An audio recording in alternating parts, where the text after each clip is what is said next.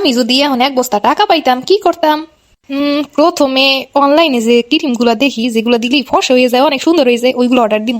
তারপরেও যদি সুন্দর না হয় তাইলে হাইড্রা ফেসিয়াল করবো একটা। আর তারপরেও যদি সুন্দর না হয় প্লাস্টিক সার্জারি করে ফেলামু। চেহারা সুন্দর হইলে ভালো জামাই পাওনি যাইবো, আর ভালো জামাই পাইলে গাড়ি বাড়ি সবই থাকবো। সারাক্ষণ আমার এই খেস আর ভাল লাগে না। একদম স্বার্থপরের মতো একটা চিন্তা করলাম। একদিন 1 ঘন্টা 45 মিনিটের বয়ফ্রেন্ডারে এইভাবে বুইলা গেলাম। এক কাজ করবো, ওর একটা ভ্যান গাড়ি কিনে দিবো, তারপর ও ফুচকার একটা স্টল দিবে ভ্যানের উপরে। ও ফুচকা বিক্রি করে নিজের পায়ে দাঁড়াইবো, তারপর ওরই বিয়ে করবো।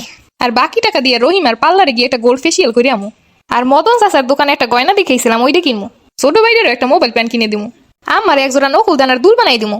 আর আব্বারে 2টা গরু কিনে দিলেই হইব। তোর বাপরে গরু দেওয়ান লাগবো না, তোর যে পড়ার অবস্থা তোরে দিয়ে গরু পালন যাইবো। তোরে না 2 ঘন্টা আগে পড়তে পাঠাইছি, এই হইল তোর পড়ার অবস্থা। আম্মা পড়তে বইলে এইসব মাথায় আহে, আমি কি করবো? আর বইতেই তো বলা আছে আউট নলেজ বেশি লাগবে, এর জন্যই তো বাইরের চিন্তা ভাবনা করি বেশি। আচ্ছা তাইলে আর তোর বই পড়ন লাগবো না, তোরে দিয়ে গরু পালা শুরু করবো আজকা থেকে। গরুই যখন পালাবা তাকে এত বছর ধরে শুধু শুধু পড়ায় কষ্ট করাইতেছো কি লেগে আমারে?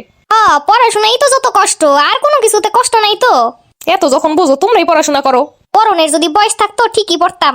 10 মিনিট পর এসে আমি তোর পড়া নিবো যদি তোর একটাও কথা শুনি। আমাকে এই আম গাছটায় যে কবে আম ধরবো? ওই পুকুরটা কত ছোট ছিল, 2-1 বছরে কত বড় হয়ে গেছে। দেখ বাড়িতে আর ভাল লাগে না, কোথাও একটু ঘুরতে যাইতে পারতাম। স্কুল খুইলা দিছে, এখন তো কারো বাড়িতে বেড়াইতেও যাইবো না।